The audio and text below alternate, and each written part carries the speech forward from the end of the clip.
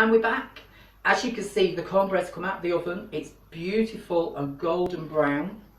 It's still very, very hot. I did tell you, stick a skewer in the middle. I've shown you this on other things. If it comes out clean, it's baked.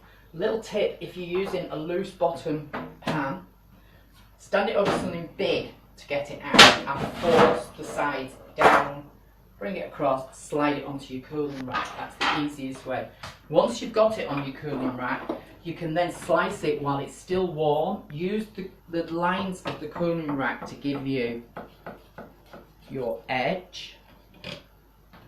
And I'd say in about, what, 3-inch, 4-inch squares is nice to serve. And I'll show you a piece so you can see what it looks like. And there you have beautiful golden brown fluffy cornbread. Serve with a nice hot spicy chilli on a cold day. Bye.